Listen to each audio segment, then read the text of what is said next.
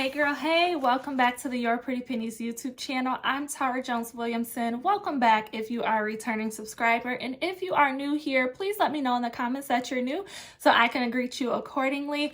Today we're going to be talking about just kind of elaborating on the previous video that I've done, and I'll link it above. A previous video that I've done to talk about my low spend, no spend year. And I want to talk about what I'm doing to support my low spend and no spend year so I can get ahead and just really crush my financial and lifestyle goals this year. So let's dig in. I have my notes in front of me of what all I am doing this year to support myself in this area. And so I just wanted to break these down to you. Hopefully you will get something out of this and you can implement it in your low spend, no spend year. All right.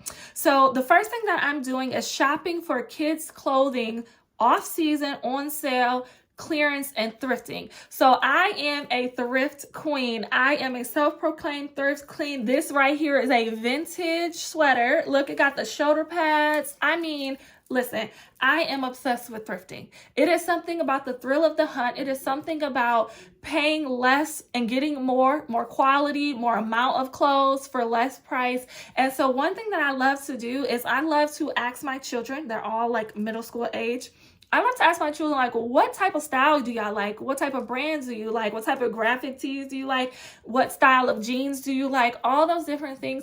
And then I go and I shop off season. I shop clearance sections. I shop thrift stores and different things like that, and I just load up on clothes and shoes for them, and they love everything that I pick out for them. And then also, you know, with grandparents, my mom and my husband's mom, they always take them to the mall and get the latest and greatest. So they still get the latest and greatest on trend stuff, but those fillers, those graphic tees, those jeans, to have like nice quality jeans and nice quality graphic tees, shirts, sweaters, coats, jackets, things like that, I love getting those at a discount, and it saves on my pocket. The less that I have to spend on 3 growing kids who are all in pretty much men's sizes and women's sizes or junior sizes right now, the more money I could put towards my financial lifestyle goals and their college savings funds, right? So that's one thing I'm doing.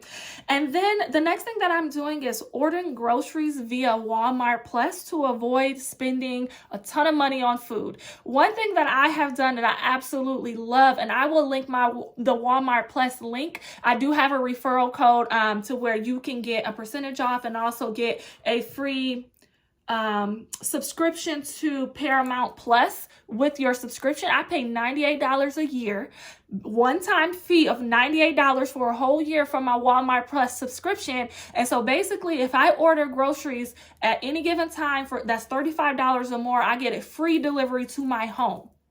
Free delivery to my home. So you pay $98, so $100 for an entire year, and you get unlimited amounts of food delivery to your home, and you get free Paramount Plus. That is the bonus as well. I love this because let's say if my budget for the week is $100, right? And I only want to spend $100, I can go through and I can add things into my cart and take things away to make sure I stay within that $100.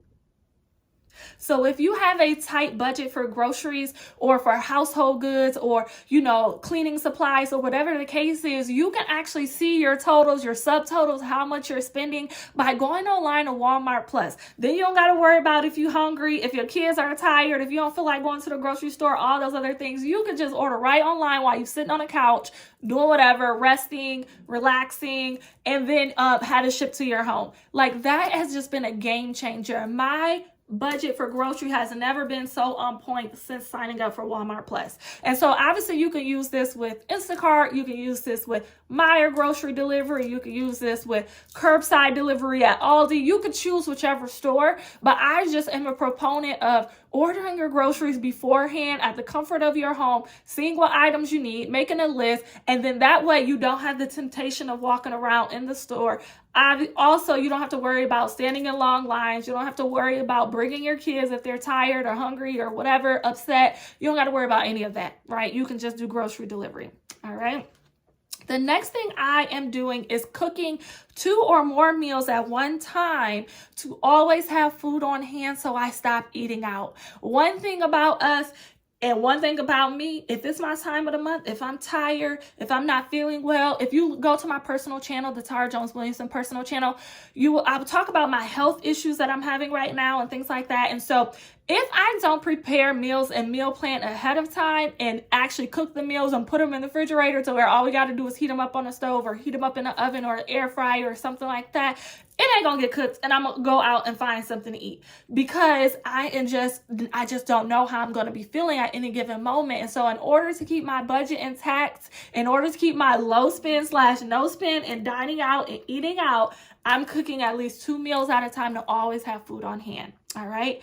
The next thing I'm not doing is I'm not browsing local thrift stores. I'm only going when I need it. Now, this is for somebody like me who you can find something to buy when you go to the thrift store, right? And I don't want to be a hoarder. I'm not going to be a hoarder. I don't like a lot of clutter in my house. And so with that being said, it would be like money coming in and money going right back out if I go to the thrift store too much and start buying things that I like in the moment. I'm going to eventually declutter it very quickly. And so it's just like I just gave them money, right? I just bought it and then donated it right back. And so my way of stopping that cycle is to only go when I need to go. Only go when the kids need clothes. Only go when I need something very broad, and I'm looking for something very broad, like a dress to wear for an event, and I want something vintage and really sleek and I want to jazz it up. I'm not going there just to browse anymore, or just because I got 20 minutes to spare, or if my kids don't get out of school for 30 more minutes, I'm gonna go to the nearest thrift store. Nope, not doing that anymore.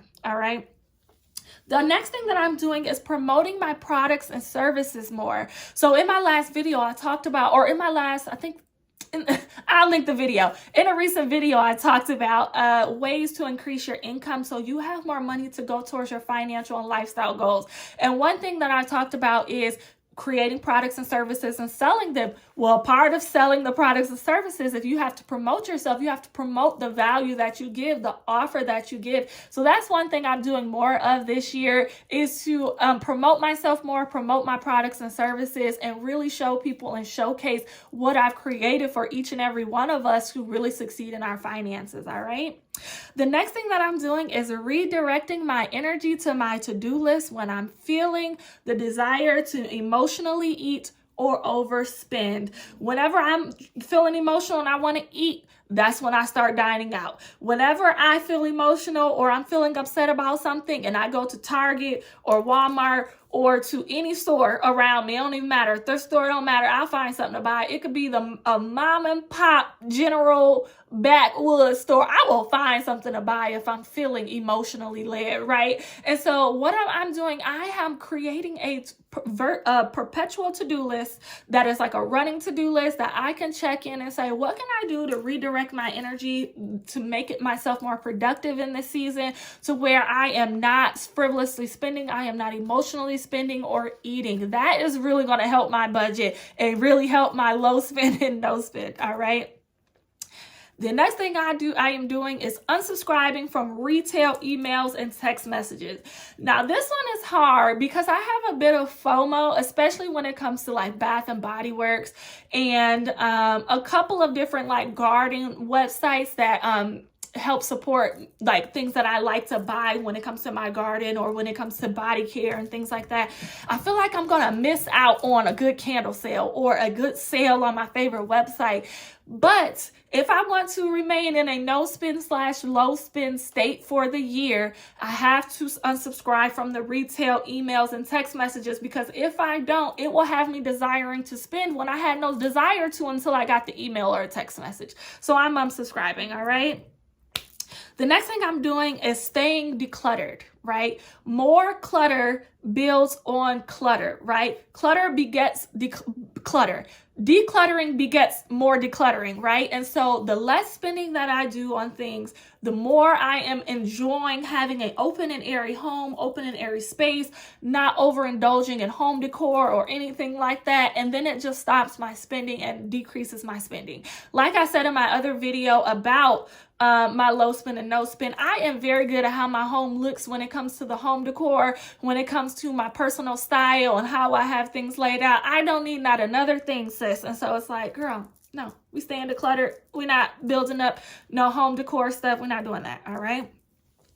The next thing I'm doing is doing more plant cuttings, plant swaps, and clearance plants locally versus having the itch to buy more big, robust, lavish, rare, exotic plants. I have enough exotic plants and rare and expensive plants to last a lifetime, right? I have a 40 plus plants. I am hashtag a plant mom. And so one thing that I'm doing is swapping cuttings with people locally or even through the mail, and also shopping clearance to try to save and rehab plants. I love doing that as well, to where I only pay $1 or $2 for a plant, rehab it, let it grow into a big plant, and then it gives me that satisfaction of nursing something, right? So that is what I'm doing to keep my plant budget in check, all right?